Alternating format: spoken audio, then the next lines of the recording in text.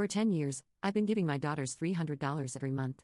But when I offered it recently, my daughter and son-in-law said, "Don't make a big deal out of just $300. We don't need your small amount."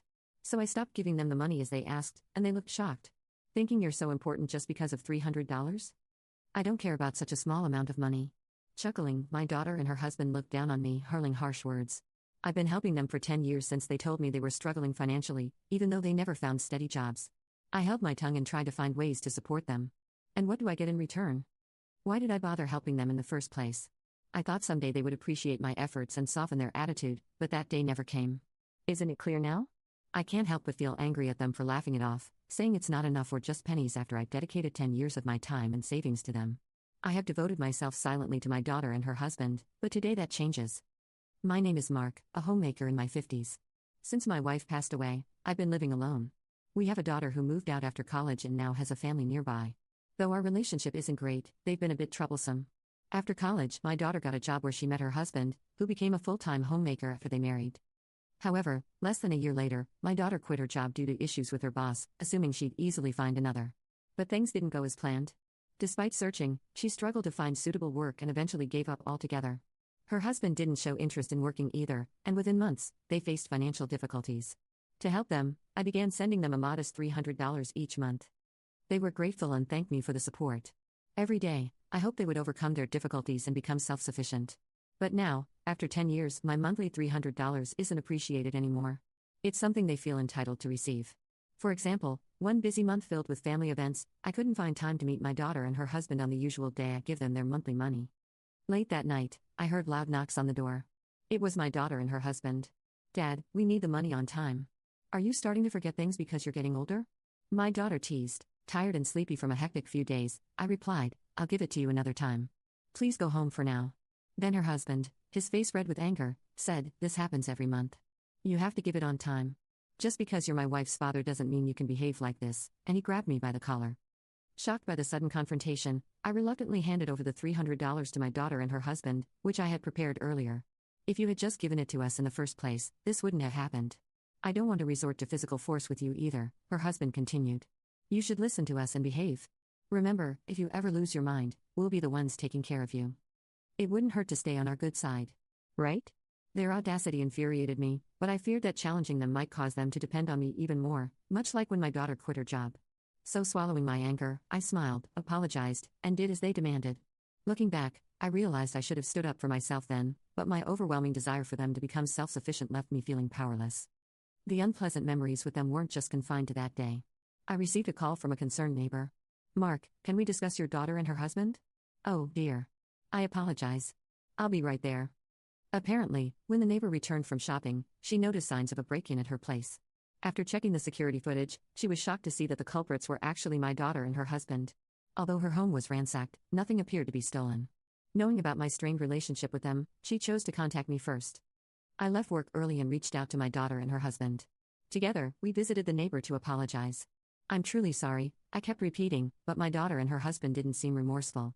The neighbor seemed displeased, but things settled down after I agreed to cover the cost of the broken window. However, on the way back home, they said something shocking. "Why are older people so uptight? We just needed to borrow a few things," they remarked. I was so taken aback that all I could manage was, "Like, what?" They continued, not even looking at me. "Sure. We broke a window and made a mess, but we didn't steal anything. Isn't she overreacting?" My daughter simply nodded in agreement. I couldn't comprehend what they were saying and remained silent the entire journey. Watching everything unfold, I should have found the courage to speak up to them instead of being afraid. My silence only showed my weakness. After that incident, I noticed their behavior becoming more aggressive. Thankfully, aside from the neighbor incident, they didn't cause major problems, so I continued to help them, hoping they would become self-sufficient one day. Whenever they asked for something, I bought it if I could afford it. My daughter wanted gadgets to socialize, while her husband desired luxury items to feel on par with others. Their demands kept growing, and they increasingly relied on me for everything. Even on my days off, they called me over for household chores. I worked tirelessly. They wanted more than just money. They lacked the means and motivation to earn for themselves. Thus, I felt obligated to support them. Despite my exhaustion, I remained dedicated to my job and fulfilled their requests, which left me drained. I developed dark circles under my eyes, my skin became rough, and dizziness became a regular issue. My daughter and her husband mocked me, saying, "You look like a mess," and her husband even pointed at me, saying, "He's given up on himself." I didn't have the energy to defend myself against their hurtful words. Deep down, I knew I was reaching my limit, but I felt if I stopped working and helping them, everything would fall apart for all of us. So despite my exhaustion, I kept pushing myself, determined to hold everything together. Honestly, I had wanted to lean on someone and give up a long time ago. One day, while I was doing chores at my daughter's house, a small incident sparked an argument. I was already stressed and tired, so every little thing they did annoyed me.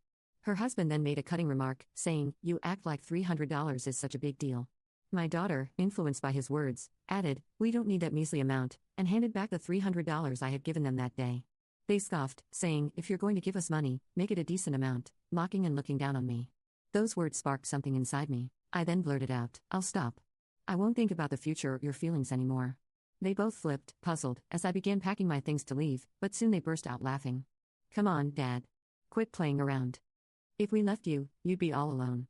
You wouldn't have the courage to live without your precious daughter and her husband," my daughter mocked. "Mark, since when did you become such a joker? That wasn't funny at all. You had me worried for a moment there," her husband chimed in. They thought I was just venting frustration and not serious about ending the financial support. They continued to mock me. "If you've got the courage, go ahead and leave," they challenged. "But if you do, we'll cut ties with you. Think you can handle being all alone? You'll regret those words soon enough. Your stubborn dad could never do something like that. Right?" I felt completely cornered by their words, yet they continued to treat me poorly. I started questioning what I was gaining from supporting them, buying them things they wanted, doing their chores. Wasn't I just being used and taken advantage of? It felt like they were exploiting my kindness, treating me like a servant even when I was at my breaking point. They might be family by blood, but their behavior made it hard to see them that way.